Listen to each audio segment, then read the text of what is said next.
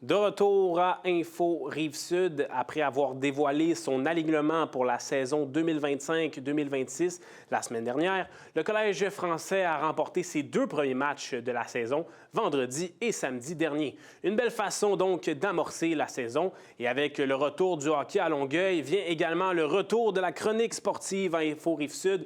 Nous recevons donc notre chroniqueur hockey, François Riopel. Bonjour François. Comment vas-tu, Olivier? Ça va très bien. Je m'étais ennuyé de cette chronique, donc très content de te retrouver. Je m'étais ennuyé également.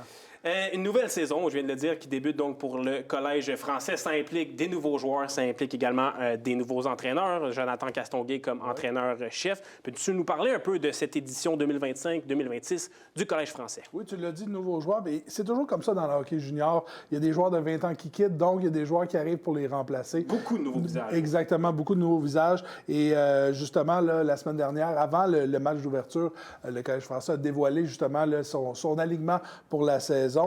Beaucoup de joueurs qui sont de retour aussi, il faut le dire. Je pense à Lucas Cartozzi, Pierre-Olivier... reculé d'année dans l'an passé. Pierre-Olivier Denis, Étienne Giroux, Mathieu Gosselin, le gardien Mathis Lacroix-Goulet, qui, lui, va disputer sa 5e saison. C'est rare, ça, dans la Ligue junior 3 du Québec. A débuté comme joueur de 16 ans, a même débuté à 15 ans. Là, il avait eu sa fête quelques semaines après.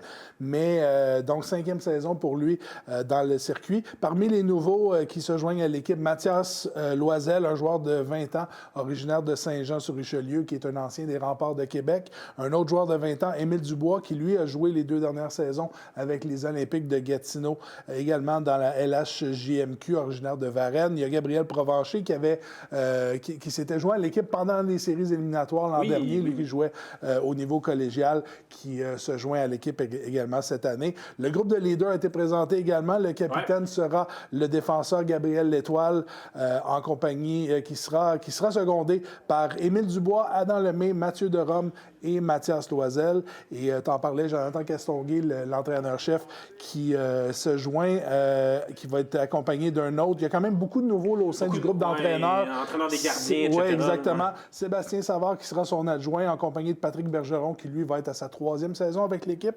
Shadi Saleh, qui sera l'entraîneur vidéo. Et Jason Hamel, qui a été tout dernièrement, je crois que c'est hier, ça a été annoncé comme entraîneur des gardiens. Donc, beaucoup de changements, mais le changement, ça n'a jamais vraiment arrêté le Collège français, le progrès du Collège français. Ça fait partie là, de cette ligue-là, j'imagine, le changement. Je veux t'entendre rapidement sur le capitaine, Gabriel L'Étoile. Un bon choix, selon toi? Oui, un excellent choix. Un gars qui connaît l'équipe, a vraiment pris sa place l'an dernier comme vétéran. Et c'est rare, un capitaine de 19 ans dans la Ligue junior 3 du Québec. Normalement, si on prend un joueur de 20 ans qui a fait sa marque dans la Ligue, c'est Gabriel L'Étoile, arrive à 19 ans, il va avoir 2 belles saisons comme capitaine. Et je pense que c'est un excellent choix, un leader là, dans l'équipe. On l'a vu là, dans l'an dernier en particulier. Donc, ça va être un excellent choix. Parlons un peu de la Ligue de hockey junior 3 du Québec, plus en général, 36e saison et quelques nouveautés. Là. Oui, quelques nouveautés, parce que, bon, dans les équipes, il y a eu quelques changements. Ce qu'on appelait le Laval junior 3 l'an dernier devient le Prime de Laval cette année. Donc, demeure à Laval. On me dit, là, on se demandait le nom vient de où. On me dit, il n'y a pas eu de communiqué officiel, mais on me dit qu'Olivier Primo est impliqué avec l'équipe cette année. Donc, ça expliquerait le changement. Le fameux influenceur. Exactement, oui. Il y a des nouveaux propriétaires du côté du Titan de Princeville. On sait qu'il y a eu une saison difficile l'an dernier, seulement 4 victoires avec un nouveau directeur général. Donc, on va voir si ça va changer les choses. Ils ont remporté leurs 2 matchs en fin de semaine, donc c'est peut-être déjà sur la bonne voie. Il va y avoir de l'expansion dans les prochaines années dans la Ligue. L'an prochain, la saison prochaine, il y aura le National de l'Abbé, qui va, donc une équipe dans la région du Saguenay-Lac-Saint-Jean, qui va joindre l'équipe. Et il y a des rumeurs également pour la saison suivante, 27-28, d'une autre équipe dans la région de Québec. Donc, ça sera à voir. Il y aura une classique hivernale cette année, le 31 janvier. C'est organisé par les Prédateurs de Joliette. Ce sera à Saint-Félix-de-Valois, donc contre l'Everest de la Côte-du-Sud. Donc, c'est quand même une belle... Ça sera la première fois qu'on fait ça, là, un match extérieur dans la Ligue junior 3 du Québec. Et la grosse nouvelle là, de cette année, ça a été annoncé l'an dernier, en fait, le défi mondial junior A qui va avoir lieu au Québec cette année pour la toute première fois. Le défi mondial junior A, c'est comme un peu le championnat mondial junior qu'on voit là, dans le temps des fêtes, mais pour le hockey junior A. Donc, plusieurs joueurs qui participent. Il y a 2 équipes canadiennes, une équipe Canada-Est, Canada-Ouest. Il y a souvent les États-Unis, la Tchécoslovaquie, la République tchèque, pardon.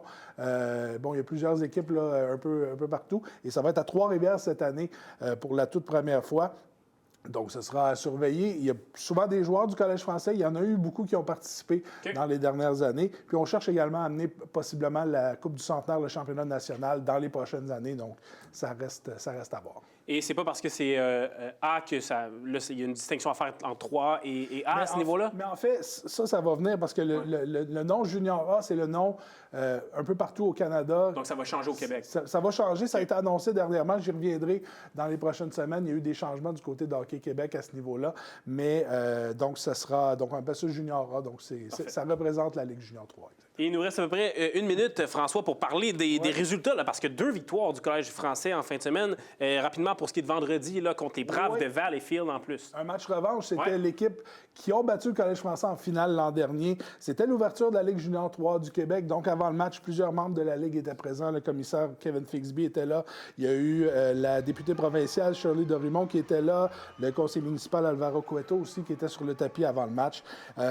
Pour parler du match en tant que tel, les Braves ont pris les devants tôt dans le match. Pris les devants 3-1 même à un certain moment. Et de remonter en deuxième, troisième période. Exactement, en deuxième, troisième. On a tenu bon. 5-4 de victoire du Collège français devant près de 500 spectateurs. Gabriel Provencher, Johan Noiseux, Adam Lemay, Lucas Cartosi et Antoine Lucier qui ont été les marqueurs. Et le samedi contre Côte-du-Sud, une victoire de 5-1 dans 2 matchs en moins de 24 heures. Et ce sera 2 victoires pour le gardien Mathis Lacroix-Goulet. Un seul match cette semaine, ce sera du côté de Gatineau au Centre sportif Buckingham contre les Flames. Donc, on revient au Colisée seulement la semaine suivante. Très hâte de t'en reparler la semaine prochaine. Merci beaucoup, François. Salut.